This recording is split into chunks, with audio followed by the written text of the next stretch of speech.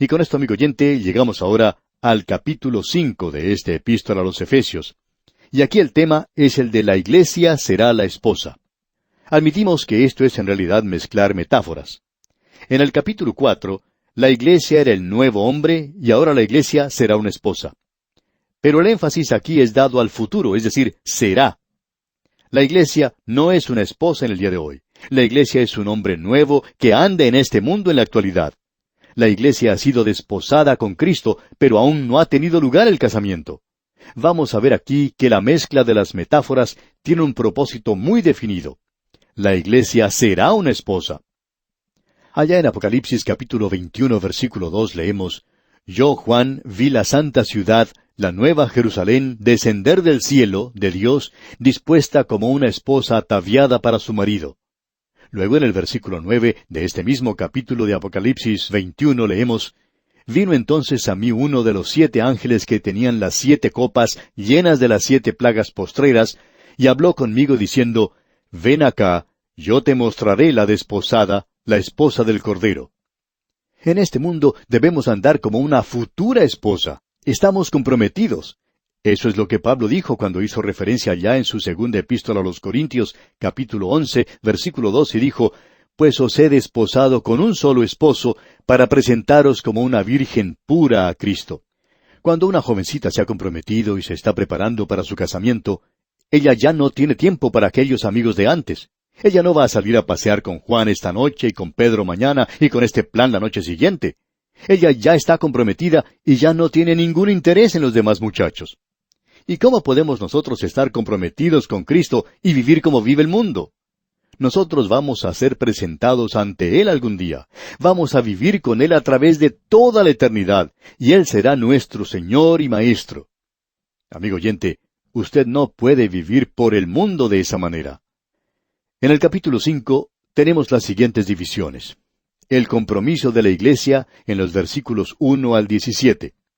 La experiencia de la iglesia lo tenemos en los versículos 18 al 24.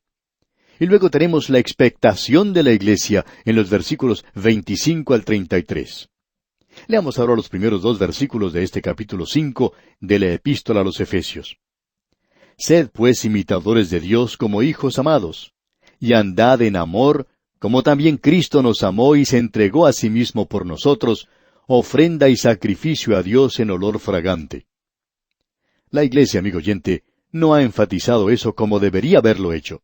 Y desafortunadamente, este grupo de jóvenes que ha estado actuando fuera de la iglesia organizada, de la iglesia local en la actualidad, que ha sido en realidad un verdadero movimiento espiritual, ellos son los que han enfatizado el amor. Y desafortunadamente, en muchas iglesias locales, no vemos que se esté demostrando el amor. Y luego en otras existe ese maravilloso espíritu. Cuando visitamos algunas iglesias, podemos notar qué maravilloso espíritu de amor que ellos sienten unos por otros cuando se reúnen en comunión. Cómo permanecen juntos al finalizar el servicio para poder conversar unos con otros. Debemos decir aquí, amigo oyente, que aún estamos hablando acerca del andar del creyente. Ahora está comprometido. Él tiene que ser un imitador de Dios, especialmente en cuanto al perdón se refiere, pero también en todos los aspectos de su caminar. Y este es el nivel elevado al cual han sido levantados los gentiles que antes andaban en un nivel muy bajo. Ahora son llamados hijos amados. Han sido elevados a un alto nivel de amor, y un amor que Cristo demostró cuando Él nos amó de tal manera que se entregó a sí mismo como sacrificio, y un sacrificio por nosotros. Esta es una clara referencia a la cruz y hace de la muerte de Cristo algo mucho más que simplemente un sacrificio, una ejecución pública de un criminal. Cristo se entregó a sí mismo por nosotros, ofrenda y sacrificio a Dios en olor fragante. Eso lo identifica a Él con todos los sacrificios que fueron ofrecidos en el Antiguo Testamento y que Dios había demandado, porque eso estaba señalando hacia Cristo. La cruz es el altar donde el Cordero de Dios fue ofrecido como un holocausto que quita el pecado del mundo. ¿No le parece maravilloso todo esto, amigo oyente? Continuamos hoy estudiando el capítulo 5 de esta epístola del apóstol Pablo a los Efesios. Pero antes de entrar en este capítulo 5, quisiéramos volver por unos momentos al capítulo 4, porque muy a pesar nuestro tuvimos que dejar este capítulo donde estábamos estudiando esa maravillosa declaración que dice: no contristéis al Espíritu Santo de Dios, con el cual fuisteis sellados para el día de la redención. Nosotros somos sellados con el Espíritu Santo de Dios hasta el día de la redención. Y el Espíritu Santo mora en los creyentes en el día de hoy, pero Él puede ser contristado porque es una persona, de la misma manera en que usted puede contristar a otra persona. Ahora, la Escritura es bastante clara en cuanto a que uno no puede contristar al Espíritu Santo hasta el punto de sacarlo y separarlo de uno. Usted puede contristar al Espíritu Santo, pero usted está sellado para el día de la redención. Esa es una verdad maravillosa, gloriosa. Pero debemos notar lo que dice el versículo que sigue a este que estamos comentando, o sea, el versículo 31 del capítulo 4. Leamos. Quítense de vosotros toda amargura, enojo, ira, gritería y maledicencia y toda malicia. Estas son las cosas que contristan al Espíritu Santo. Al hacer uno estas cosas, ¿quiere decir eso que usted no es un hijo de Dios? No, amigo oyente, no creemos que quiera decir eso. Pero creemos que debemos explicar con claridad que ninguna persona que no pertenezca a la iglesia va a darse cuenta, va a saber que usted es un hijo de Dios. Y además, el mundo perdido no va a creer que usted es un hijo de Dios. Lo que lo revela es, por supuesto, y esto es para los creyentes, lo que dice aquí en el versículo 32. Antes sed benignos unos con otros, misericordiosos, perdonándoos unos a otros, como Dios también os perdonó a vosotros en Cristo. La base para perdonar no es la de ojo por ojo, o debemos perdonar para que seamos perdonados, sino que debemos perdonar porque ya hemos sido perdonados. Ahora, en nuestro programa anterior comenzamos a considerar el capítulo 5 de esta epístola a los Efesios, donde notamos que la iglesia será una esposa, y eso, dijimos, está en el futuro. En anticipación de ese día, en el día de la redención, cuando el Espíritu de Dios presentará a la iglesia al Señor Jesús, y Él mismo, como vamos a ver en este capítulo, presentará a la iglesia a sí mismo, sin mancha ni arruga de ninguna clase, sino que será santa y sin mancha. Eso es lo que Él está buscando. Así es que nosotros estamos viviendo en el día, como ya hemos mencionado, en el compromiso matrimonial de la iglesia. La iglesia no es aún la esposa de Cristo. Eso vendrá en el futuro. Ese día se menciona por Juan cuando la iglesia será presentada al Señor como una esposa. En los primeros 17 versículos de este capítulo 5 de la epístola a los Efesios, tenemos entonces este compromiso de la iglesia. Veremos luego la experiencia de la iglesia y entonces la expectación de la iglesia. El apóstol Pablo continúa aquí con los mandamientos para la conducta cristiana. Ellos tienen una relación directa sobre nosotros, porque tenemos que vivir esta vida con el conocimiento de que tenemos que ser presentados a Cristo sin mancha o arruga. Tal es este elevado objetivo, el cual es una dinámica que nos da la energía necesaria para una conducta casta aquí en la tierra. En nuestro estudio anterior, al comenzar el capítulo 5, vimos que teníamos que andar en amor. El versículo 2, leamos otra vez, dice, «Y andad en amor, como también Cristo nos amó y se entregó a sí mismo por nosotros, ofrenda y sacrificio a Dios en olor fragante». Eso identifica definitivamente el altar de bronce que fue utilizado en primer lugar en el tabernáculo y luego en el templo, como el mismo lugar que nos habla de la cruz de Cristo, donde Él, la ofrenda y sacrificio, fue ofrecido sin mancha o arruga ante Dios por usted y por mí, donde Él padeció una muerte sustitutiva, una muerte vicaria sobre la cruz. Ahora, en vista de esto, y debido a que tenemos que ser presentados ante Él, todavía se nos dice en los versículos 3 y 4 de este capítulo 5 lo siguiente: «Pero fornicación y toda inmundicia o avaricia ni aun se nombre entre vosotros como conviene a santos, ni palabras deshonestas, ni necedades, ni truhanerías que no convienen, sino antes bien acciones de gracias». Los pecados que se ha descrito aquí son los pecados que son prevalecientes entre los que no son creyentes. Son los estados comunes en el mundo de la actualidad, y todos ellos tienen que ver con las formas más bajas de inmoralidad.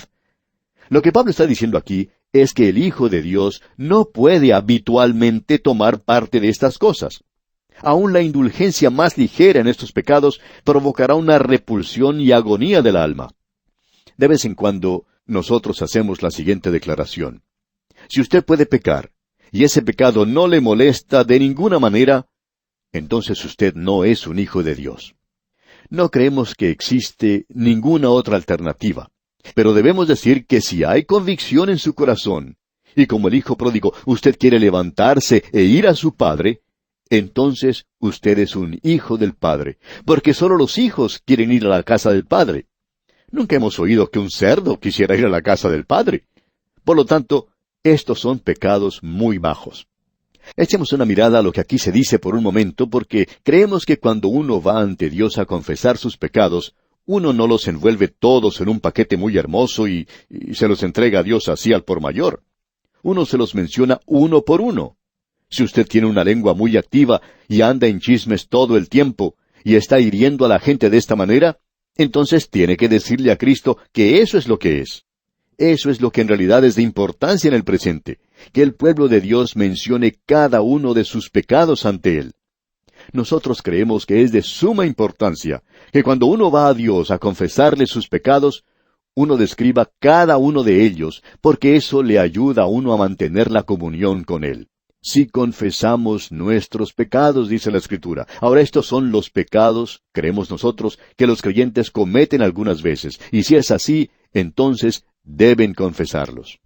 Antes de observar lo que aquí se nos dice, tomando esos pecados y observándolos en detalle por un momento, quisiéramos que usted escuche lo que Tenalón escribió hace muchos años. Dijo, cuéntele a Dios todo lo que está en su corazón, en la misma manera en que uno comparte lo que se encuentra en su corazón, los placeres y los dolores, a un amigo querido.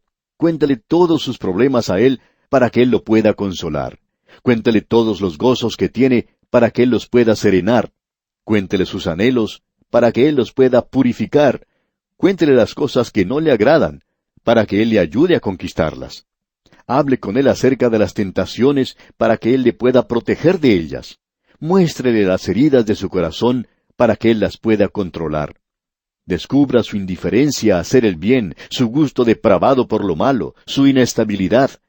Cuéntele cómo el amor a sí mismo hace que usted sea injusto con los demás, cómo la vanidad lo tienta a usted a ser insincero, cómo el orgullo lo encubre a usted ante sí mismo y ante los demás. Si usted derrama de esta manera todas sus debilidades, todas sus necesidades, todos sus problemas, no faltará algo que decir. Nunca podrá agotar el tema y será renovado continuamente. A las personas que nunca tienen secretos uno del otro, nunca les falta tema de qué conversar. No tienen que estar pensando cada una de sus palabras porque no tienen que ocultarse nada. Tampoco buscan algo que decir. Hablan de la abundancia de sus corazones sin ninguna consideración, simplemente dicen lo que piensan. Benditos son aquellos que logran obtener comunicación familiar sin reservas con Dios. Hasta aquí lo que escribió Tenalón. Hemos dedicado tiempo a leer esto, amigo oyente, porque creemos que esa es una de las grandes necesidades que muchos creyentes tienen en la actualidad. Necesitamos ir a Dios y contarle a Él lo que existe realmente en nuestro corazón. Ahora alguien quizá diga, parece increíble que un creyente pudiera cometer los pecados que aquí se describe. Bien, amigo oyente, si usted ha tenido la oportunidad de ser pastor, entonces puede saber lo que la gente hace. Hay muchos que incluso piensan que han cometido un pecado imperdonable, pero no es así. Hay un camino de regreso a Dios. Notemos entonces ahora estos pecados. Fornicación. Este es un pecado que en el día de hoy no es considerado algo demasiado malo. Es decir, que esta gran inmoralidad del presente es llamada la nueva moralidad. Muchos de nosotros fuimos realmente sorprendidos cuando hace algún tiempo, en algunas universidades de los Estados Unidos, los muchachos y las muchachas podían vivir en el mismo dormitorio, pero en diferentes pisos. Y luego eso cambió, y en el presente, jóvenes y muchachas pueden vivir hasta en la misma habitación.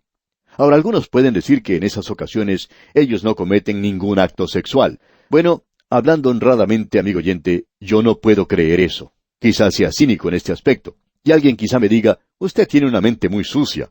Y puede que así sea, pero nunca hice eso antes.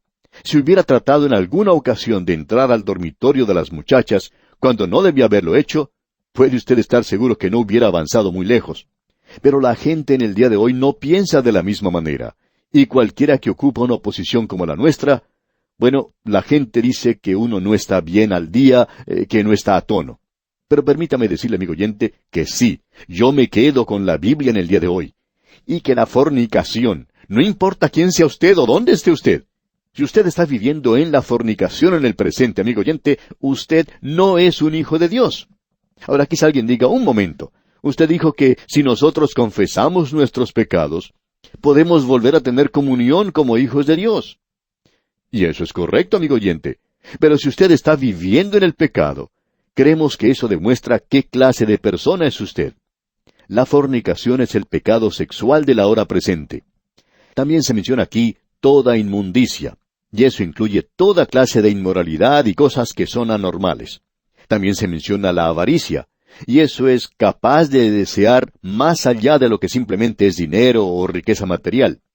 Quizá usted quiere ser mentalmente superior en relación con alguna otra persona.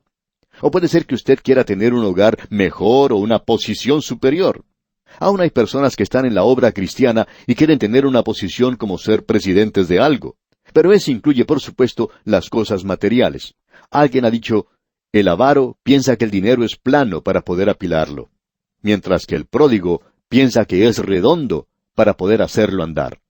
Bueno, la avaricia quiere decir que usted está buscando tener todo lo que pueda para su propio beneficio, ya sea para apilarlo o ya sea para gastarlo, aun cuando no sean cosas materiales, pero tratar de lograr cosas para sí mismo, como el honor que puede dar a este mundo, y tratar de alcanzar más de lo que sea posible. Avaricia. Este es un tremendo pecado que está en nuestra vieja naturaleza. Y Pablo continúa diciendo, ni aun se nombre entre vosotros. Ahora, ¿qué es lo que quiere decir con esto? Porque yo los acabo de nombrar, y entonces esto debería estar mal. No, amigo oyente, lo que se refiere es a no mencionarlos con consentimiento o aprobación o con deseo. Y puedo asegurarle, amigo oyente, que yo no los estoy mencionando con buen consentimiento o aprobación. Y también puedo decirle que no los he nombrado con un buen deseo, de eso puede estar seguro. Ahora, inmundicia.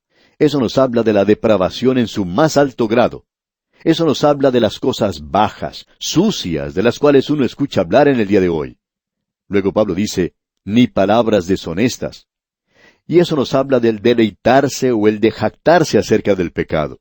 ¿Ha escuchado usted alguna vez a un hombre o a una mujer hablar jactándose de cuánto han bebido en una fiesta? Se jactan de sus conquistas que han logrado con el sexo opuesto. Los hombres y las mujeres acostumbran a hacer eso. Y es a ellos a quienes el apóstol Pablo se refiere cuando dice el hablar con palabras deshonestas. Luego él dice, ni necedades. Eso no quiere decir el tener un humor limpio y bueno. Seríamos culpables de eso si las necedades estuviesen incluidas aquí. A lo que se refiere aquí el apóstol es al hablar livianamente de las cosas sensuales y de la inmoralidad. Se refiere a contar cuentos subidos de tono. Ahora notemos lo que dice al finalizar ese versículo. Sino antes bien acciones de gracias. Y eso tiene que formar parte de la conversación del creyente. Creemos que ya hemos contado en este programa acerca de un creyente que cuando acostumbraba a jugar golf con los inconversos, podía demostrar que él amaba al Señor. Cuando el inconverso se ponía a maldecir a Dios por la forma en que estaba resultando su juego, este hombre siempre decía, alabado sea el Señor, bendito sea el Señor.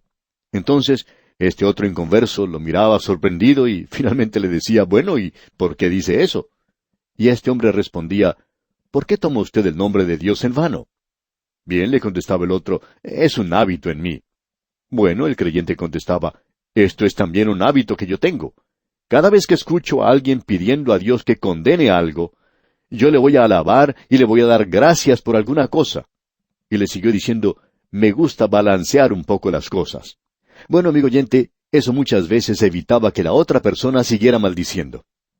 Volviendo ahora a este capítulo 5 de la Epístola a los Efesios, leemos en el versículo 5, porque sabéis esto, que ningún fornicario, o inmundo, o avaro, que es idólatra, tiene herencia en el reino de Cristo y de Dios. Y creemos que se comprende con toda claridad que la persona que no ha sido regenerada y que practica estos pecados no tiene ninguna parte en el reino de Cristo y en el de Dios. Ahora, si un hombre que profesa ser creyente practica estos pecados, entonces él se clasifica inmediatamente en esa categoría. El vivir en la corrupción de la carne es colocarse a sí mismo más allá de la esfera del Hijo de Dios y declarar que uno no conoce al Dios único y verdadero y a Jesucristo a quien Él ha enviado. Amigo oyente, si usted practica estos pecados que se menciona aquí, entonces puede estar seguro de una cosa. No importa cuál sea su testimonio los días domingos, y no me interesa tampoco qué posición ocupa usted en la iglesia. Usted le está diciendo al mundo perdido en el día de hoy que usted no es un hijo de Dios. Luego en los versículos 6 y 7 del capítulo 5 de la Epístola a los Efesios leemos: Nadie os engañe con palabras vanas, porque por estas cosas viene la ira de Dios sobre los hijos de desobediencia. No seáis, pues, partícipes con ellos. Lo que Pablo está diciendo es lo siguiente: viendo que la ira de Dios será derramada sobre aquellos que no son regenerados a causa de estos pecados, se deduce entonces que el Hijo de Dios no puede participar en ellos sin incurrir en el desagrado y el juicio de Dios. Es decir, que si él realmente es un hijo de Dios, Dios lo va a juzgar. Él juzgó a David, podemos decir de paso. David se sobrepasó solamente una vez, y Dios colocó el látigo sobre su espalda y nunca lo quitó. Y Pablo nos dice allá en su primera epístola a los Corintios, capítulo 11, versículos 31 y 32, lo siguiente: Si pues nos examinásemos a nosotros mismos, no seríamos juzgados. Mas siendo juzgados, somos castigados por el Señor, para que no seamos condenados con el mundo. Si usted puede pecar como un hijo de Dios y salirse con la suya, entonces simplemente usted no es un hijo de Dios. ¿Por qué? Porque Dios tendría entonces que condenarle a usted con el resto del mundo, y eso quiere decir que usted no es salvo. Sea que usted es un hijo de Dios o que no lo sea, será juzgado. Y si usted es un hijo de Dios y comete estas cosas, estos pecados, Dios lo va a castigar aquí y ahora mismo. Y si Él no lo hace, amigo oyente, entonces quiere decir que usted se encuentra en una terrible condición. Y eso quiere decir que usted no es su hijo, porque Él no castiga a los hijos de Satanás para nada.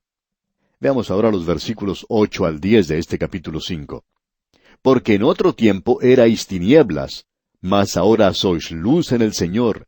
Andad como hijos de luz, porque el fruto del Espíritu es en toda bondad, justicia y verdad, comprobando lo que es agradable al Señor. El apóstol Pablo aquí está recordando a los creyentes acerca del estado en que se encontraban antes de su conversión.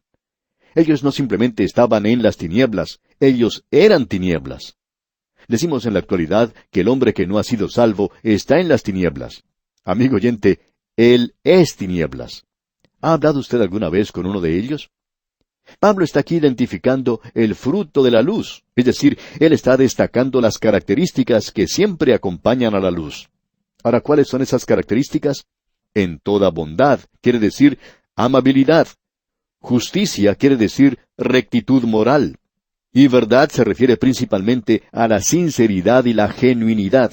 Es decir, el creyente debe probar su vida de esta manera para ver si él se encuentra en la voluntad de Dios y, por tanto, agradándole. En cierta ocasión, cuando alguien escuchó esta declaración de que debemos andar en la luz como Él está en la luz, y lo que quiere decir es el andar en la luz de Dios, esa persona preguntó: bueno, ¿y qué dice la palabra de Dios en cuanto a esto? Pues bien, aquí lo tenemos. Usted tiene que andar en toda bondad, en amabilidad, en justicia o rectitud moral, en verdad y sinceridad. Esto es lo que quiere decir el andar en la luz, amigo oyente. Y eso quiere decir 7 días a la semana, no solamente los domingos. Es 24 horas al día, y eso quiere decir 60 minutos en cada hora y 60 segundos en cada minuto. Ahora, los versículos 11 hasta el 13 de este capítulo 5 de la Epístola a los Efesios dicen: Y no participéis en las obras infructuosas de las tinieblas, sino más bien reprendedlas. Porque vergonzoso es aún hablar de lo que ellos hacen en secreto. Mas todas las cosas, cuando son puestas en evidencia por la luz, son hechas manifiestas, porque la luz es lo que manifiesta todo. Nosotros no tenemos que ver nada con las obras infructuosas de las tinieblas. Un hijo de Dios no puede participar en esas cosas. Ahora, ¿qué quiere decir con eso de reprenderlas? Bueno, el creyente no tiene que convertirse en un reformador, sino que por la luz de su vida tiene que reprender las obras de las tinieblas. La luz revela lo que está ocultando las tinieblas. No se aparta la oscuridad por medio de la predicación, sino que por la presencia de la luz se disipa las tinieblas. Hay demasiados creyentes en el presente que utilizan ese método de la escuela dominical o de un predicador, el de acercarse a una persona que no es salva y decirle, usted no debería hacer eso. Pero amigo oyente, en lugar de hacer eso, usted tendría que ser una luz. Así es como se deben hacer las cosas. Hay algunos que piensan que uno tiene que estar predicando a la gente acerca de estas cosas. Recibimos cartas de personas que nos escriben siempre diciéndonos acerca de las cosas sobre las cuales deberíamos predicar por radio. Que usted tiene que hacer esto, que tiene que hablar de aquello, y no lo está haciendo. Amigo oyente, yo no voy a hacer eso la próxima vez. Yo quiero encender esa luz de la palabra de Dios para mostrar lo que es correcto, aquello que Dios llama correcto. Y eso, amigo oyente, causará que las ratas huyan en busca de un lugar donde ocultarse y los pájaros saldrán a cantar cuando se encienda la luz. Volvemos hoy, amigo oyente, a nuestro estudio de la Escritura, aquí en la Epístola a los Efesios, capítulo 5. Y le invitamos a que lea con nosotros los versículos 14 al 17. Por supuesto que espero que tenga su Biblia abierta como lo anunciamos al comienzo. Efesios capítulo 5, versículos 14 al 17, dicen así. Por lo cual dice, despiértate tú que duermes, y levántate de los muertos, y te alumbrará Cristo. Mira pues con diligencia cómo andéis, no como necios, sino como sabios, aprovechando bien el tiempo, porque los días son malos. Por tanto, no seáis insensatos, sino entendidos de cuál sea la voluntad del Señor. Debemos repetir nuevamente que este es un maravilloso pasaje de la Escritura. Nos encontramos en una sección donde podemos contemplar el compromiso matrimonial de la Iglesia.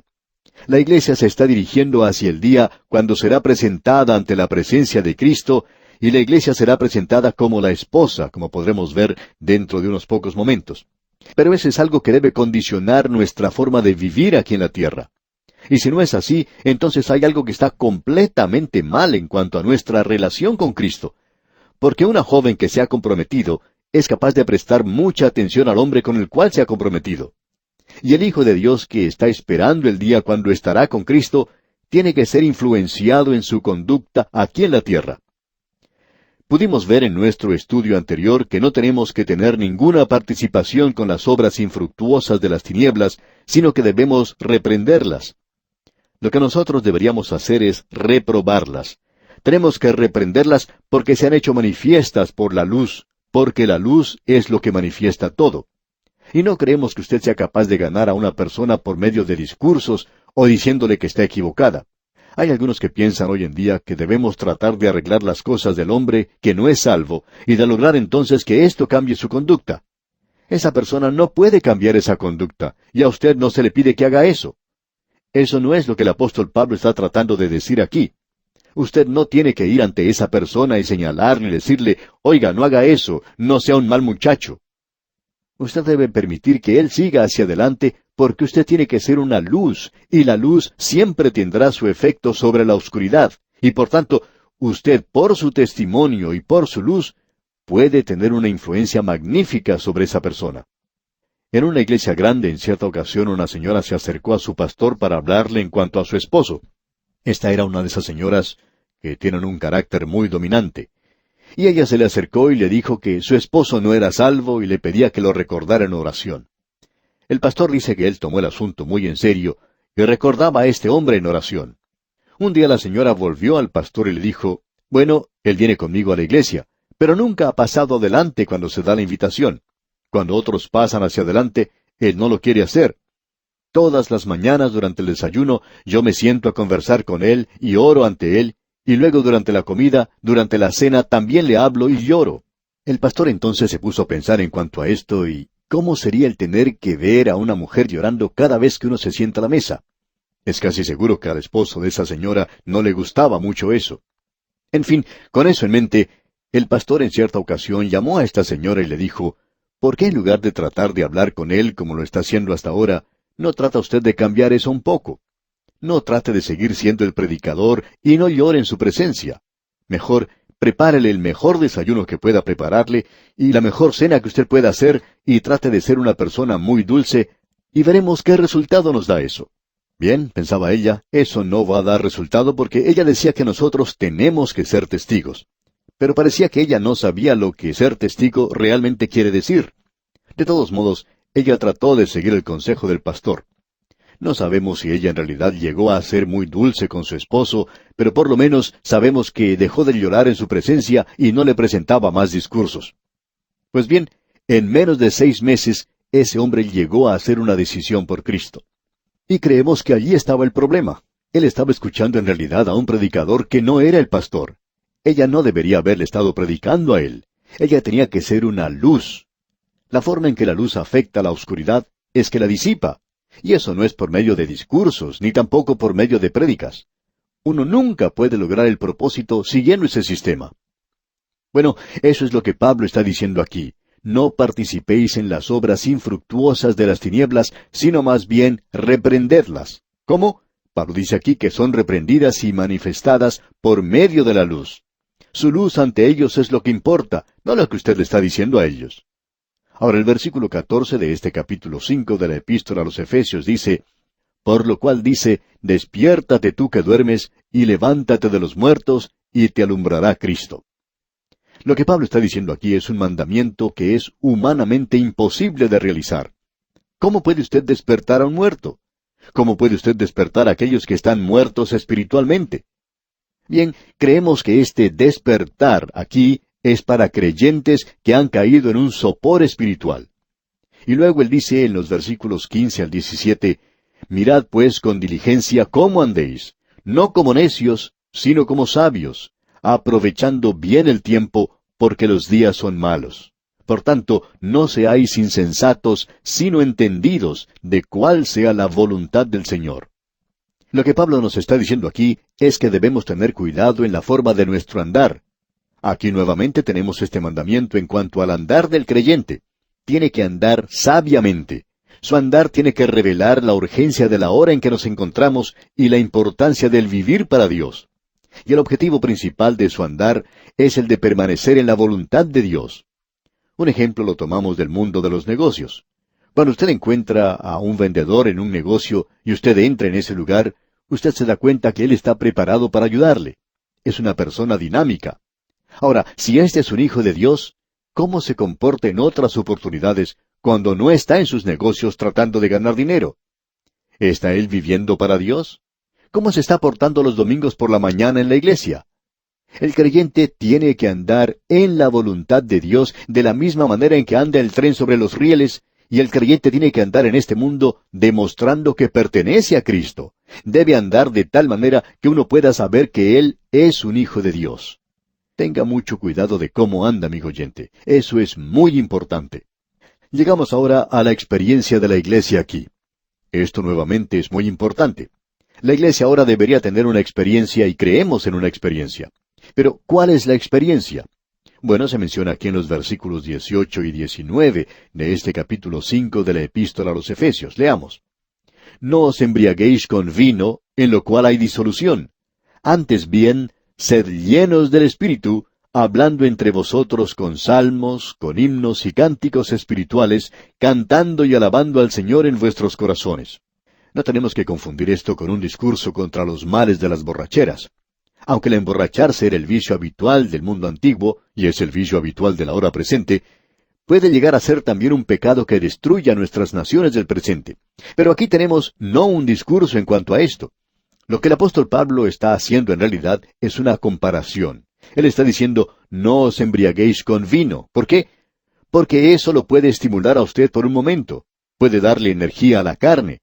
Pero eso no es algo que dura por mucho tiempo y lo llevará a usted al libertinaje, al desenfreno, y finalmente llega a provocar desesperación y el desvarío, llegando al delirium tremens. Ese es el camino que usted trata de recorrer. Y Pablo nos está diciendo aquí que no debemos embriagarnos con vino. Eso no es lo que usted necesita. Hay gran cantidad de personas en la actualidad que sienten una necesidad de algo, y creen que con eso se explica la hora del cóctel. Eso explica también la existencia de los bares. Y al no ser un hijo de Dios, esta gente no tiene ningún recurso, no tiene a dónde ir. Ahora aquí, al Hijo de Dios se le dice que no debe embriagarse con vino, sino que debe estar lleno del Espíritu Santo. Y opinamos nosotros que esa es la experiencia. Ahora, ¿qué es lo que quiere decir el estar llenos del Espíritu Santo? Creemos que podemos encontrar cierto paralelo con el hombre que está bebiendo. El hombre que está bebiendo es poseído por el vino. Usted puede identificar rápidamente al hombre borracho, pero el Espíritu Santo debería ser quien poseyera al creyente. Es la intoxicación divina, digamos, lo que necesitamos en el día de hoy. No un emocionalismo excesivo, sino aquel que da la dinámica para vivir, logrando algo en el presente, haciendo algo para Dios. En otras palabras, el andar del creyente y el ser llenos del Espíritu Santo son cosas que están íntimamente relacionadas una con otra. El apóstol Pablo está diciendo aquí que debemos andar cuidadosamente, diligentemente. Así es como él lo describe. El andar cuidadoso y el ser lleno del Espíritu Santo son cosas relacionadas. Y estos son los mandamientos que se dan al creyente en cuanto al Espíritu Santo. A usted nunca se le ha mandado a ser bautizado con el Espíritu Santo, sino que se le ha dicho que es bautizado en el momento en que confía en Cristo. Porque por un solo Espíritu fuimos todos bautizados en un cuerpo, dice. ¿Y cómo hacemos eso? ¿Acaso es por medio de un esfuerzo de nuestra parte? No, amigo oyente, es su fe en Cristo Jesús. El Espíritu Santo lo regenera a usted y el Espíritu Santo mora en usted, como ya hemos visto aquí. El Espíritu Santo lo sella y lo bautiza y lo coloca a usted en el cuerpo de los creyentes. Y ahora usted necesita ser llenado del Espíritu Santo. Y en el día de Pentecostés, el Espíritu Santo hizo todo eso por todos aquellos que estaban reunidos allí. Pero tenían que servir. Ellos necesitaban salir al mundo por Jesucristo y fueron llenos del Espíritu Santo. Ellos tuvieron esa maravillosa experiencia que les capacitó para testificar del Señor en aquel día. Ahora, el estar llenos del Espíritu Santo es tan sencillo, probablemente como el automovilista que se dirige a una estación de servicio, a una gasolinera, y al llegar allí pide que llenen el tanque de su vehículo. Y creemos que al comenzar la mañana, usted le dice al Señor, Señor, quiero andar en el Espíritu en el día de hoy. No lo puedo hacer por mí mismo. Necesito tu poder, necesito tu ayuda. Y usted comienza el día pidiendo ser llenado por el Espíritu Santo. Eso es algo que hace falta en los creyentes el día de hoy. Y es que tenemos que ser llenos del Espíritu Santo. Ahora, si usted fue llenado del Espíritu Santo ayer o la semana pasada, eso no es suficiente para el día de hoy. Tiene que regresar, por así decirlo, a la estación de servicio una vez más. Es lo mismo con el automóvil. La gasolina se utiliza para andar y luego se tiene que volver a llenar el tanque otra vez. Amigo oyente, cuando usted está lleno del Espíritu Santo, eso quiere decir que usted va a hacer algo por Dios, andando en el Espíritu. Y eso no quiere decir que usted tendrá lo suficiente para mañana. Usted necesita ser llenado nuevamente para mañana, lo mismo que el tanque de gasolina que siempre necesita ser llenado. Esa es la razón por la cual algunas personas pueden ser usadas de una manera tan poderosa un día por Dios y luego al día siguiente se sienten vacíos. Hemos tenido ese sentimiento también. Estamos seguros que a usted le ha ocurrido lo mismo. Eso significa que nosotros necesitamos ser llenados nuevamente por el Espíritu Santo y cuando uno está lleno del Espíritu, ¿qué va a suceder? Pues le va a permitir a uno andar en el Espíritu. Quizá usted puede tropezar y caer, pero esa es la forma en que aprenden a andar los pequeños. Hay veces en que ellos se golpean. ¿Sabe por qué? Porque están aprendiendo a caminar. Y el Hijo de Dios tiene que levantarse y probar una vez más, porque eso es lo que tiene que hacer. Y así uno de estos días, Él va a poder caminar muy bien. Y Dios quiere que usted y yo, amigo oyente, hagamos eso. Él quiere que nosotros lleguemos a aquel día cuando ya no nos tiene que cuidar como un niño. Él quiere que andemos en su Espíritu, quiere que seamos llenos del Espíritu. Ahora, ¿cuál es una de las evidencias de que estamos llenos del Espíritu?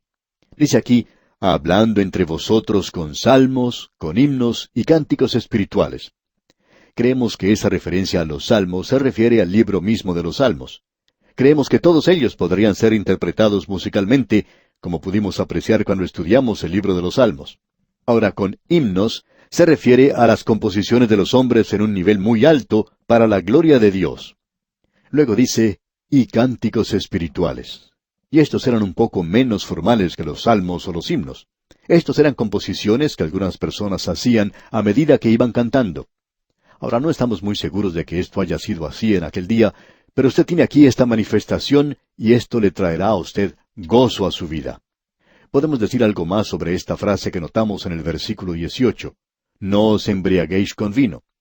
Usted habrá podido notar en algunos hoteles y moteles que se hace propaganda a lo que ellos llaman la hora feliz. Eso quiere decir que si usted va a ese lugar, a eso de las 5 de la tarde, y se pasa una hora allí sentado ante el bar, entonces para las 6 o las 7 estará más sociable, y que luego puede ser una persona con quien se puede vivir por un momento. Ahora hemos visto a personas entrar a esos lugares, y hablando honradamente, no lucían muy felices cuando entraban, y tampoco parecían felices cuando salían. Sin embargo, ellos la llaman la hora feliz. En algunos lugares la están llamando la hora de la adaptación de la actitud. Bueno, amigo oyente, por cierto que necesitamos una hora de adaptación de la actitud. Y una de las cosas que se necesita es que el Hijo de Dios debe estar lleno del Espíritu Santo para poder irradiar el gozo del Señor. Juan dice que una de las razones por la cual él había escrito lo que escribió fue para que nuestro gozo fuera cumplido, para que tuviéramos comunión con Dios y para que nuestro gozo fuera cumplido. Opinamos que podemos ser felices. Debería haber oportunidades en la iglesia para tener este gozo. No queremos decir con esto que debiera haber un período de diversiones tontas. Nos referimos más bien a que el gozo del Señor debería estar allí. Y amigo oyente, como esto se puede lograr, tengámoslo entonces. Pero se puede lograr solo con el ser llenos del Espíritu Santo. Notemos ahora lo que dice el apóstol Pablo aquí en el versículo 20 de este capítulo 5 de la Epístola a los Efesios. Dando siempre gracias por todo al Dios y Padre en el nombre de nuestro Señor Jesucristo. Y usted sabe, amigo oyente, que la otra evidencia de que estamos llenos del Espíritu Santo es la de dar gracias a Dios. Cuando estuvimos observando el libro de los Salmos, vimos una y otra vez que se le daba gracias a Dios, se alababa a Dios en un nivel muy alto. Y nosotros no tenemos suficiente de eso entre los creyentes. En este mismo momento, esto es, todos nosotros, si usted tiene el deseo de hacerlo, pues entonces digamos juntos, alabado sea el Señor. Digamos, gracias a Dios por su don inefable. ¿Puede usted decir eso de lo profundo de su corazón, amigo oyente? No es bueno el simplemente decirlo. Escuchamos hace algún tiempo un dicho popular que decía, simplemente dígale a todo el mundo, yo le amo. Bueno, eso es algo tonto. Si usted no los ama a ellos, o si los ama, entonces creemos que usted lo puede demostrar de una manera mucho mejor. El apóstol Pablo está hablando aquí de ser amables, el de no decir chismes, y de manifestarlo, no simplemente decirlo, como usted puede apreciar.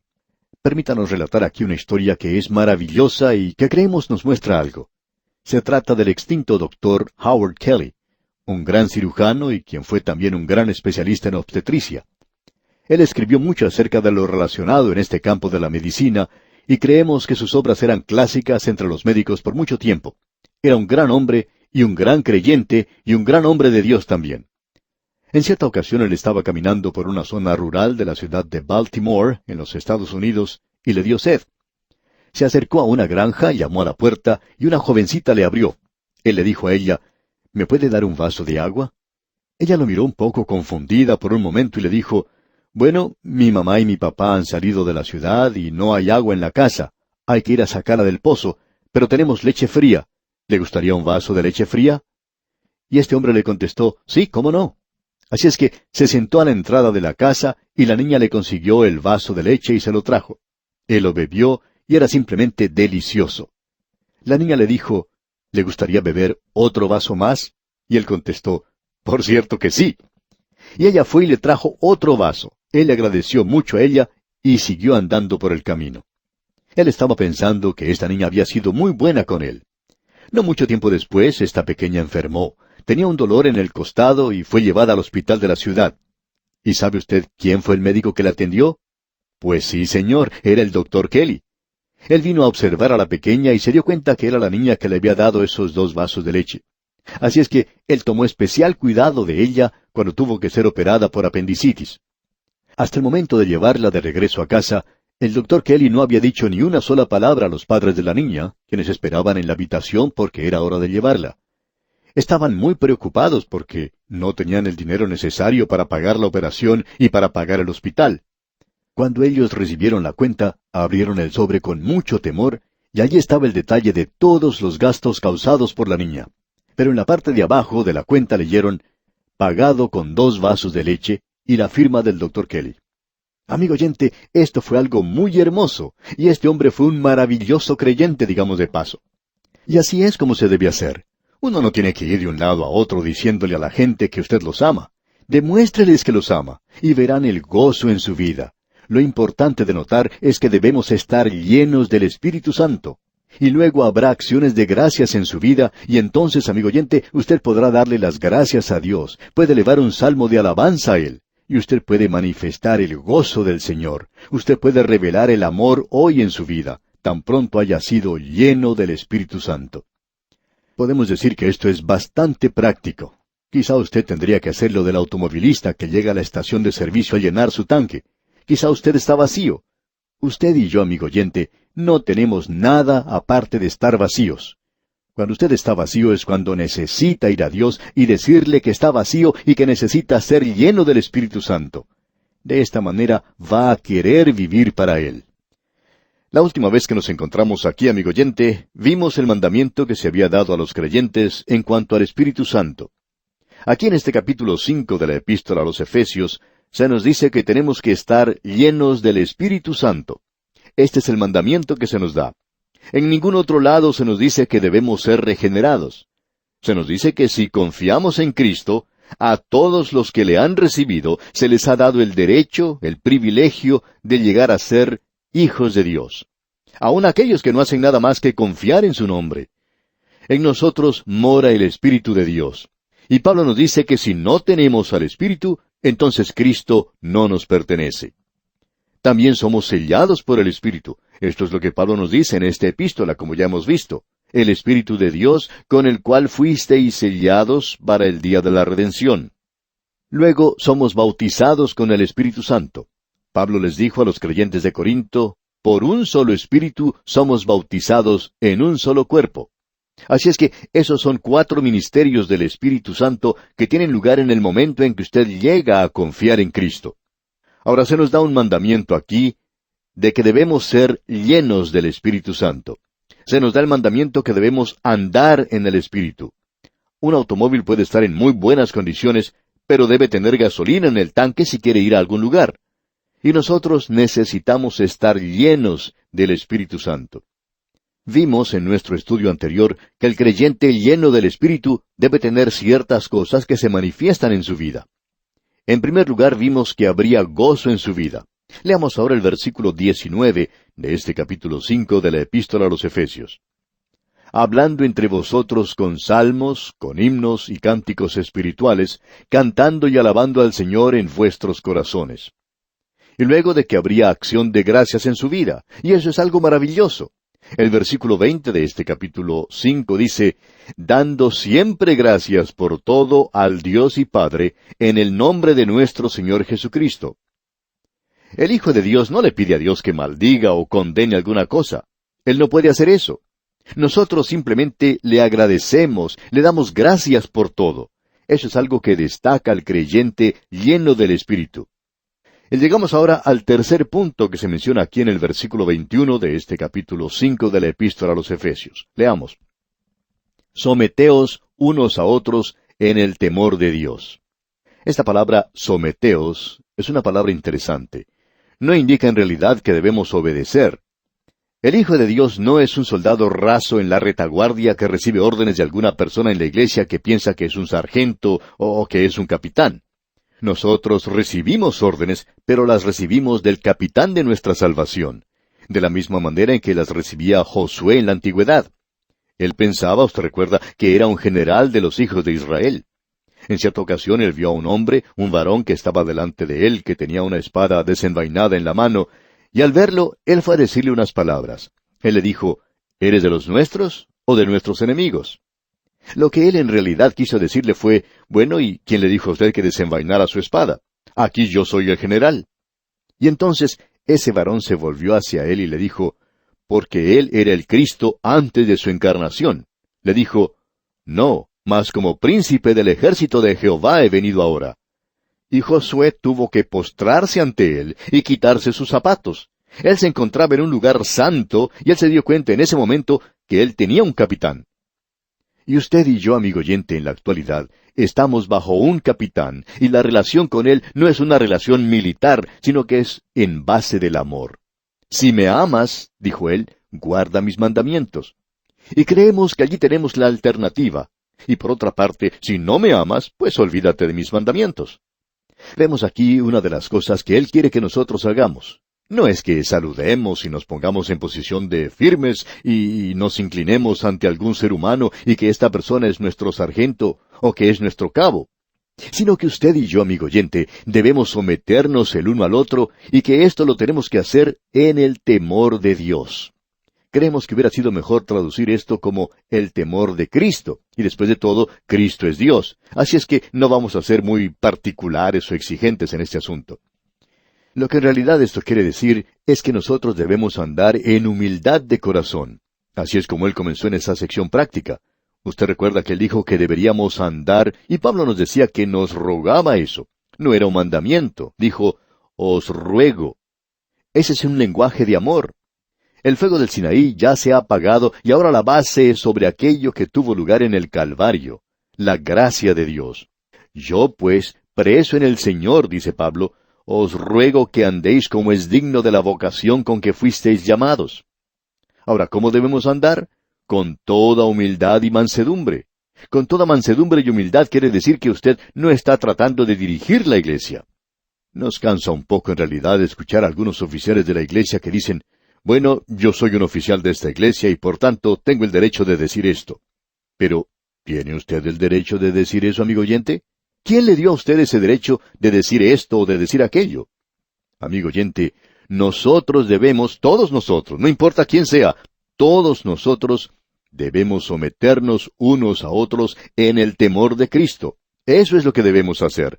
No es mi forma de hacer las cosas. Y esto, amigo oyente, es la respuesta para quienes en el día de hoy dicen, bueno, yo quiero dejar bien en claro que yo hago lo que me place. Quiero hacerlo de esta manera y lo haré de esta forma. Amigo oyente, eso no es lo que destaca a un creyente lleno del Espíritu. En realidad, quizá usted ni siquiera sea un creyente si habla de esa manera. El ser un creyente lleno del Espíritu quiere decir que debemos someternos a otros en el temor de Dios. Llegamos luego a la segunda sección.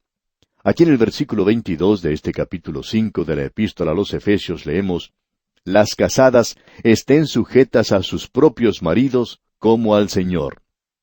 Hemos estado investigando esta palabra sujetar y hemos descubierto algunas cosas sorprendentes. ¿Sabía usted, por ejemplo, que esta palabra sujetar, en relación con las esposas, no aparece en los mejores manuscritos? Pero no se preocupe, creemos que pertenece aquí, pero quizá en una forma un poquito diferente de lo que hemos observado en el pasado, donde dice, esposas, obedeced a vuestros maridos. No creemos que Pablo esté diciendo eso aquí. Creemos que esta palabra es mucho más suave, es una palabra amante. Lo que él está diciendo aquí es, las casadas respondan a sus propios maridos como al Señor. Ahora, la forma en que nosotros respondemos al Señor es que le amamos a Él porque Él nos amó primero. Y en esta relación de un hombre y de una mujer, el hombre es del tipo agresor, es el agresor físicamente. Él es quien tiene la fuerza dominante en cuanto a cortejar. También es el agresor en el hogar. Es el que debe ganar el pan de cada día, por lo menos debería ser así. Es quien tiene que salir de la casa todos los días para trabajar. Y debemos agregar que eso no le da a él ninguna autoridad para hacerlo un sargento en el hogar. Ahora la esposa tiene que responder de la misma manera en que el creyente tiene que responder a Cristo en el sentido de que nosotros le amamos a Él porque Él nos amó primero. Supongamos que uno de estos hombres bien robustos y fuertes nos viniera a decir, yo quisiera que ustedes hablaran con mi esposa. Ella es muy fría hacia mí. No está actuando como debería hacerlo una esposa. Ahora, cuando un hombre dice eso, él está admitiendo que es un fracaso como esposo. ¿Por qué?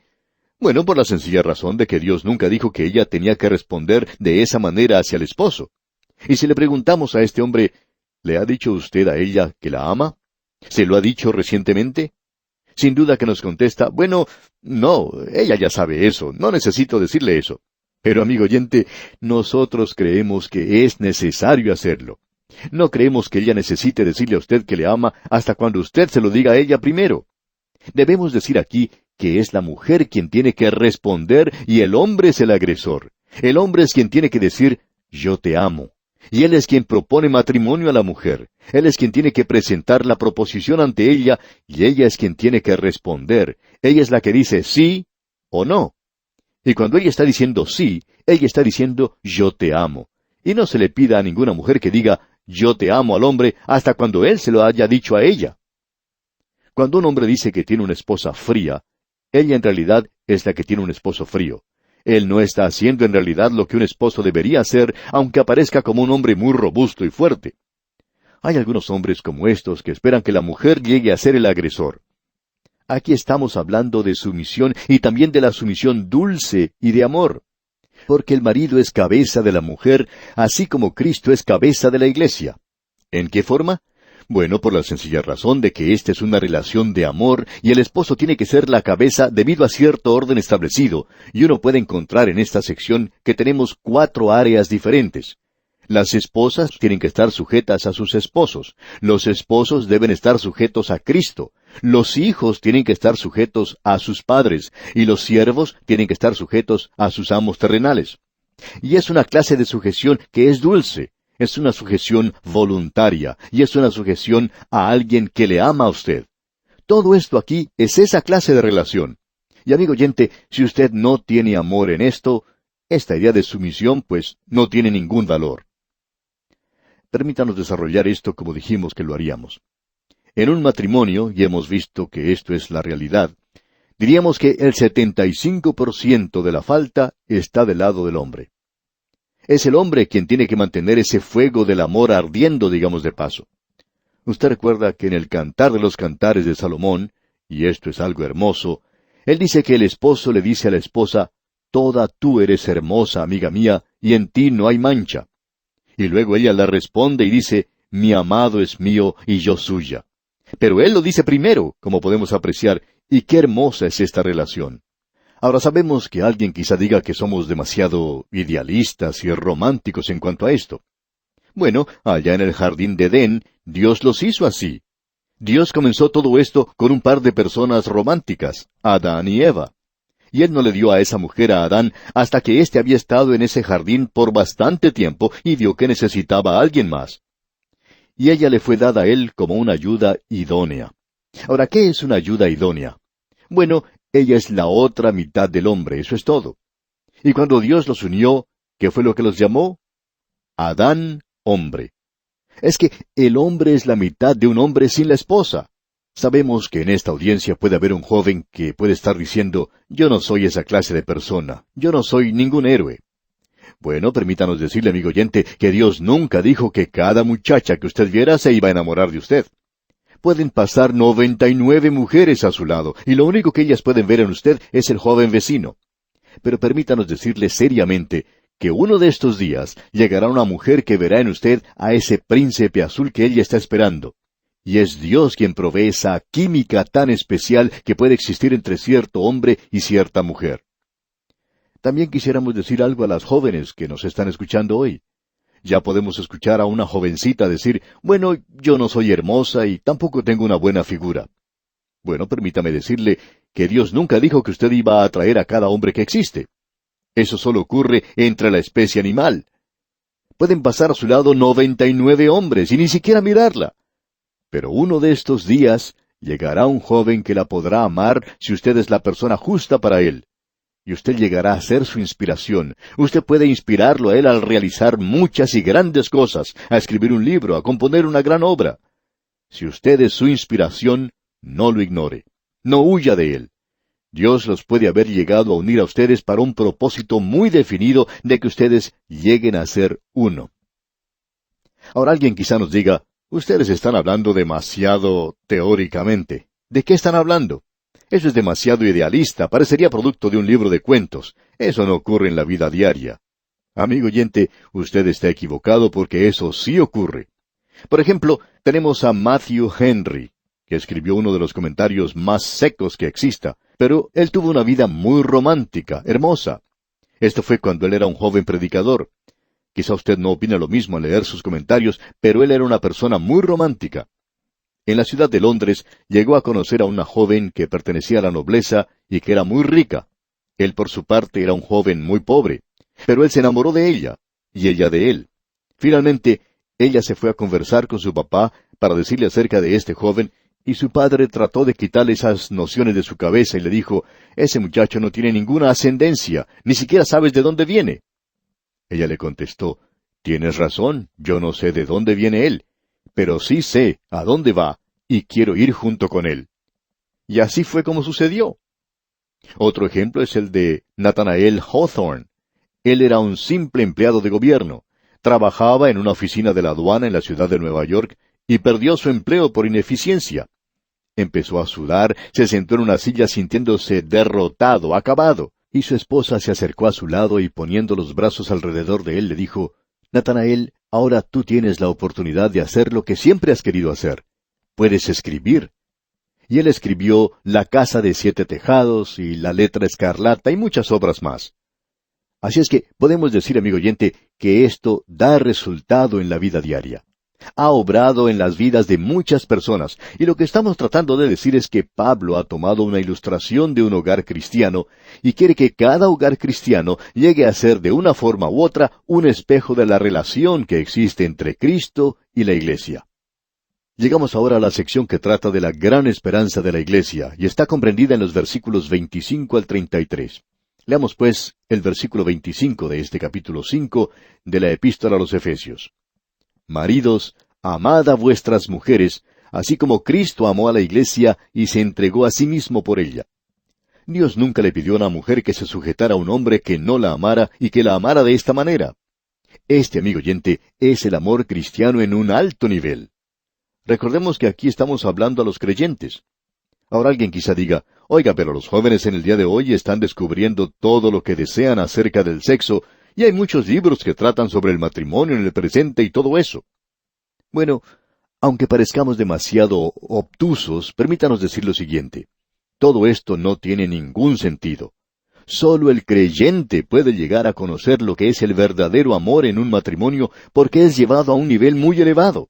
Y es el de la relación de Cristo y la Iglesia. Y no hay nada como eso, amigo oyente. Luego echamos una mirada al futuro. Leamos los versículos 26 y 27 de este capítulo 5 de la Epístola a los Efesios. Para santificarla, habiéndola purificado en el lavamiento del agua por la palabra, a fin de presentársela a sí mismo una iglesia gloriosa, que no tuviese mancha, ni arruga, ni cosa semejante, sino que fuese santa y sin mancha. ¡Qué cuadro el que tenemos aquí! El pasado se nos ha dado en el versículo 25, donde dice, Maridos, amad a vuestras mujeres, así como Cristo amó a la Iglesia y se entregó a sí mismo por ella. Cristo en el pasado murió por la Iglesia, y aquí en el versículo 26 tenemos el presente, para santificarla, habiéndola purificado en el lavamiento del agua por la palabra. Esa es la razón por la cual Él quiere que usted esté en la palabra de Dios. Así es como Él puede limpiarle. La palabra de Dios, amigo oyente, es el mejor producto para limpieza que existe en el presente. Mucho mejor que cualquiera de esas cosas que son presentadas por la radio y la televisión. La palabra de Dios no solo quitará las manchas que usted tenga, sino que evitará que nuevas manchas lleguen a su vida. Luego, en cuanto al futuro, se nos dice en el versículo 27, a fin de presentársela a sí mismo una iglesia gloriosa, que no tuviese mancha, ni arruga, ni cosa semejante, sino que fuese santa y sin mancha. No vamos a tomar todo el tiempo que es necesario en esto aquí, porque se nos habla de algo que vamos a ver cuando consideremos la iglesia presentada ante Cristo, allá en el libro de Apocalipsis, como la esposa preparada para el esposo. Y cuando vemos a la novia ataviada para la ceremonia del matrimonio, es cuando vemos que la mujer es muy hermosa, cuando llegan al matrimonio. Yo nunca he llegado a ver a una mujer que no se vea verdaderamente hermosa en una ceremonia de matrimonio en toda mi vida, y he visto bastantes de ellas. Luego Pablo continúa diciendo aquí, porque regresa nuevamente a esa relación que existe entre Cristo y su iglesia, a este tema del matrimonio, porque de lo que él está hablando aquí es algo de suma importancia. De paso, digamos que no tenemos que olvidar que estamos hablando de vivir llenos del Espíritu. Y leemos entonces en el versículo 28 de este capítulo 5 de la Epístola a los Efesios, Así también los maridos deben amar a sus mujeres como a sus mismos cuerpos. El que ama a su mujer, a sí mismo se ama. Lo que es necesario aquí es que ambos sean llenos del Espíritu Santo. Permítanos decirle algo, amigo oyente. De este modo usted puede tener la mejor luna de miel que cualquier matrimonio haya podido tener. Y amigo oyente, esos jóvenes que hablan libremente del sexo y de las relaciones fuera del matrimonio, ellos ni siquiera conocen lo que es un verdadero amor. Pueden conocer mucho acerca del sexo, pero amigo oyente, ellos no saben nada acerca de la belleza y el éxtasis y dulzura que existe en un verdadero hogar, matrimonio cristiano. Y esto es maravilloso. Veamos lo que dicen los versículos 28 y 29. Así también los maridos deben amar a sus mujeres como a sus mismos cuerpos. El que ama a su mujer, a sí mismo se ama. Porque nadie aborreció jamás a su propia carne, sino que la sustenta y la cuida, como también Cristo a la iglesia. Piense simplemente en cómo Cristo ama a la iglesia en el día de hoy. Piense en cómo el hombre debe amar a la esposa y cómo ella debe responder. Y luego leemos en los versículos 30 y 31, porque somos miembros de su cuerpo, de su carne y de sus huesos. Por esto dejará el hombre a su padre y a su madre, y se unirá a su mujer, y los dos serán una sola carne. Ahora, ¿cómo son una sola carne? Bueno, en el bebé ellos son una carne. Y esto, amigo oyente, es maravilloso. Continuamos hoy, amigo oyente, nuestro estudio del capítulo 5 de la Epístola a los Efesios, que en nuestro programa anterior no pudimos finalizar, y donde Pablo nos está hablando acerca de lo que ocurre cuando se está lleno del Espíritu. Esto ayuda mucho en cualquier relación de la vida, y especialmente en el matrimonio, cuando dos jóvenes llenos del Espíritu de Dios, creyentes, pueden saber lo que en realidad es el amor. Hay muchos jóvenes hoy que saben mucho acerca del sexo, pero no tienen ninguna idea de lo que es el verdadero amor. El apóstol Pablo toma aquí al hogar cristiano, un hogar donde el esposo ama a la esposa de la misma manera en que Cristo ama a la iglesia. Y cuán maravilloso es todo esto. El apóstol Pablo aquí nos brinda esta analogía. Él dice que la relación del esposo con la esposa es algo maravilloso, que es elevado. Es como la relación que existe con Cristo y la iglesia. Cristo amó a la iglesia. Él se entregó a sí mismo por ella en el pasado. Hoy está santificando a esa iglesia, purificándola con el lavamiento de la palabra de Dios. Este es el único limpiador que tiene la Biblia, amigo oyente, digamos de paso. Y esa es la razón por la cual nosotros la usamos en este día. Ahora, la parte del futuro dice, a fin de presentársela a sí mismo una iglesia gloriosa. Esa es la anticipación que la iglesia tiene hoy, de ser presentada ante Él. Ningún joven comprometido para casarse con una jovencita piensa que ella debería pasar a través del furor de la persecución o de la gran tribulación antes de casarse con ella. Eso no tiene mucho sentido. Así, imagínese usted a alguien que diga hoy que la iglesia tiene que pasar por la gran tribulación. La iglesia está comprometida con Él, y Él la está purificando por el lavamiento de la palabra de Dios. Tenga presente que cuando usamos la palabra iglesia, no estamos hablando acerca de una organización que tiene un campanario, un púlpito y un órgano. Estamos hablando del cuerpo de la iglesia formado por verdaderos creyentes. Este versículo quiere decirnos que Cristo está lavando, es decir, purificando a cada creyente, preparando a cada uno para ese gran evento. No podemos pensar otra cosa, sino que eso es algo que está teniendo lugar en este día, en la actualidad. Hemos visto que el apóstol Pablo presenta dos cosas aquí y las compara una con otra. Él va de la una a la otra. Dice en el versículo 30 de este capítulo 5, porque somos miembros de su cuerpo, de su carne y de sus huesos. Eso nos indica lo cerca que nosotros estamos de Cristo. Nosotros somos el cuerpo. Ese es el cuadro que tenemos aquí. Luego el versículo 31 dice, por esto dejará el hombre a su padre y a su madre, y se unirá a su mujer, y los dos serán una sola carne. Y la relación más fuerte, más poderosa, por supuesto, es la que existe entre el Hijo con el Padre. Esa es una relación maravillosa. Hoy en día hay muchos padres que están molestos a causa de que sus hijos se vuelven contra ellos cuando alcanzan cierta edad. Bueno, a mí no me gusta eso tampoco. Nunca me gustó en mis propios hijos, pero esa es una de las mejores cosas que puede ocurrir. ¿Y sabe por qué, amigo oyente? Porque eso le deja saber a mamá y a papá que un día ese pequeñito va a salir de ese hogar y va a preparar un nido propio. Esa es la voluntad del joven. Y eso es lo que leemos aquí en este versículo 31. Leamos otra vez. Por esto dejará el hombre a su padre y a su madre, y se unirá a su mujer, y los dos serán una sola carne. Luego Pablo dice en el versículo 32, grande es este misterio, mas yo digo esto respecto de Cristo y de la iglesia. Como usted se da cuenta, amigo oyente, él vuelve aquí a hacernos notar esa maravillosa relación de Cristo con la iglesia, y mezclando a ambos, dice entonces en el versículo 33, por lo demás, cada uno de vosotros ame también a su mujer como a sí mismo, y la mujer respete a su marido. Esa es la relación, es una relación de amor. Y a propósito, olvidémonos de este asunto de la obediencia. Como podemos darnos cuenta, Pablo aquí se está refiriendo a esa relación que existía en el jardín del Edén entre Adán y Eva.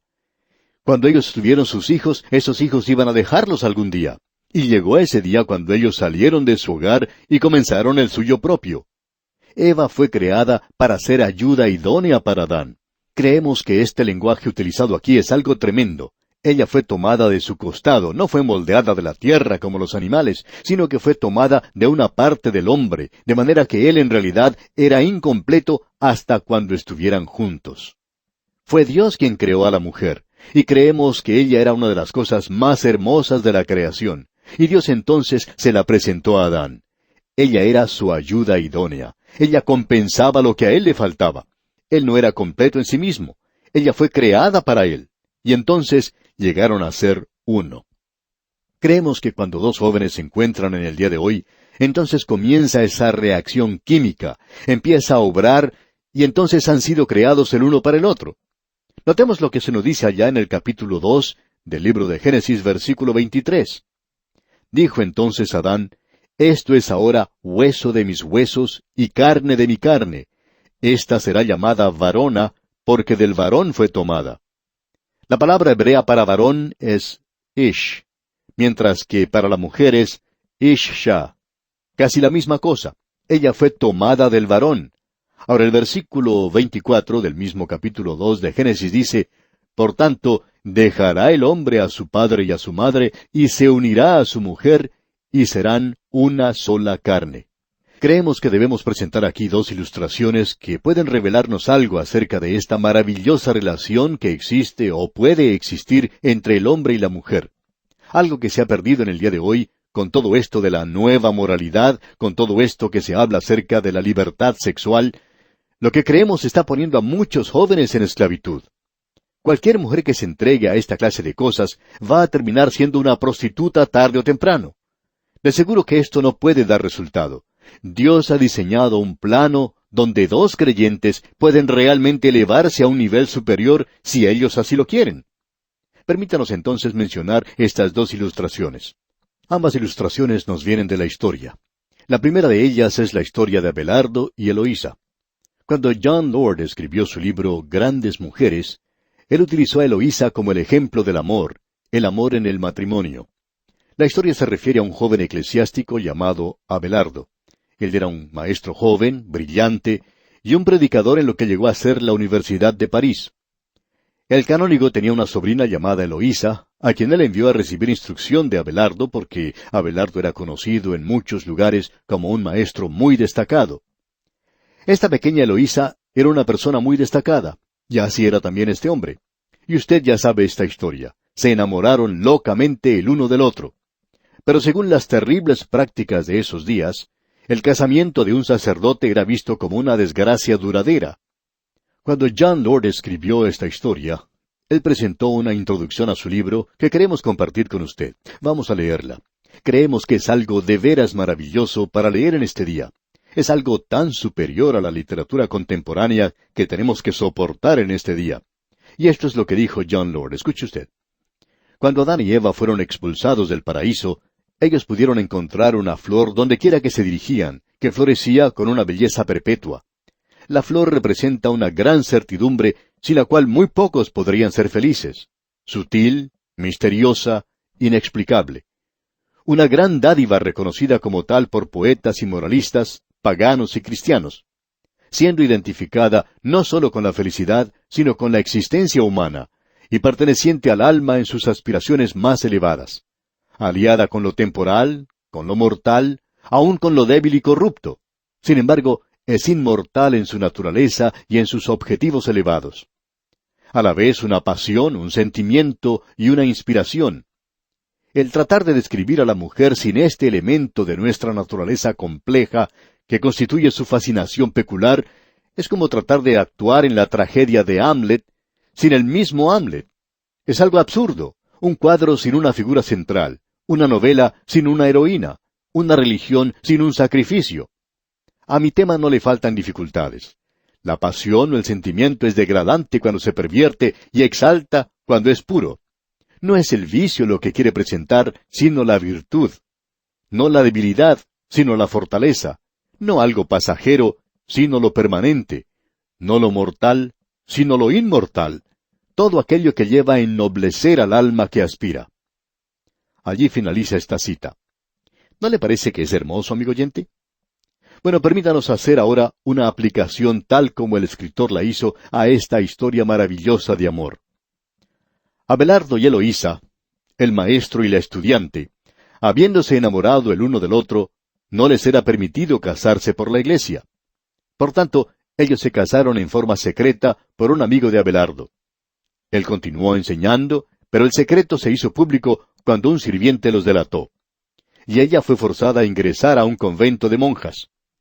Abelardo era probablemente el pensador más osado, producto de la Edad Media. Al comienzo del siglo XII, él comenzó a predicar y a enseñar que la palabra de Dios era la autoridad del hombre y no lo era la iglesia. Este hombre, un gran hombre, llegó a ser sarcástico y mordaz en su enseñanza a causa de lo que se le había negado a él. Cuando él se encontraba en su lecho de muerte, murió mucho tiempo antes que Eloísa, ya que tenía 20 años más que ella. Él pidió que se le permitiera que ella viniera a verlo.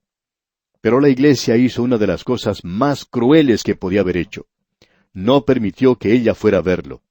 Por tanto, él escribió una carta, y esta es una de las cosas más patéticas que podemos leer. Abelardo finaliza con esta oración. Escuche lo que dice. Cuando te plació a ti, oh Señor, y como te place a ti, tú nos uniste y tú nos separaste. Lo que tú tan misericordiosamente comenzaste, misericordiosamente termina. Y después de separarnos en este mundo, únenos eternamente en el cielo. Creemos, amigo oyente, que en el cielo de Dios, ellos están unidos en el día de hoy. Debemos decir que eso era algo muy hermoso. ¿Quisiera escuchar usted ahora la historia acerca de Juan Wesley? No es algo que se cuenta en Inglaterra, sino que se cuenta en el estado de Georgia, en los Estados Unidos. Pero cuando Juan Wesley llegó a Georgia como un joven misionero, la corona ya había enviado allí a un hombre noble. Creemos que querían librarse de él en la corte porque él era un hombre insípido, sin ninguna personalidad ni masculinidad. Aun así, gracias a las terribles costumbres que tenían en aquellos días, la nobleza tenía el privilegio de casarse con las mejores señoritas. Y este hombre se casó con una joven que no solo era de mucha belleza y de fuerte personalidad, sino que era en realidad una creyente muy destacada. Entonces llegó a esa colonia este joven misionero. Y ya usted puede adivinar el resto de la historia.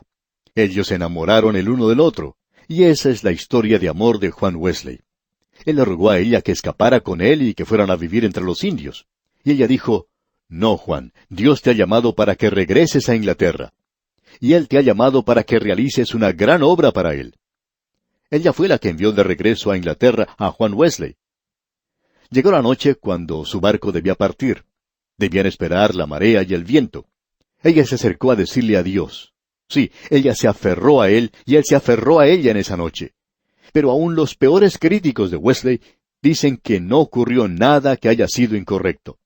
Y aún en ese momento él le rogaba que ella se fuera a vivir con él entre los indios. El biógrafo de Wesley dice que él descendió la planchada 2 veces, pero que ella le hizo regresar a Inglaterra, que regresara a casarse con la iglesia metodista. Él regresó a Inglaterra con un corazón quebrantado. Aún así, ella llegó a ser su inspiración. No creemos que la mujer con la cual se casó más adelante fue la que en realidad lo inspiró, sino que fue esta otra que había quedado en Georgia. Debemos decir que es Dios quien da eso también, creyentes que están llenos del Espíritu Santo. Queremos decir en este momento a los jóvenes que nos escuchan hoy, donde quiera que estén, quienes quieran que sean, como sea que estén, no aceptes nada que sea de segunda clase. No tomes nada que sea inferior a lo que Dios tiene que ofrecerte. Toma lo mejor, y Él puede hacer que las cosas sean maravillosas para ti. Ahora el versículo 33 de este capítulo 5 de Efesios dice, Por lo demás, cada uno de vosotros ame también a su mujer como a sí mismo, y la mujer respete a su marido. Aquí tenemos la parte práctica de la epístola. Ah, cómo ha arruinado el pecado esta gloriosa relación, de la misma manera en que ha arruinado todo lo demás.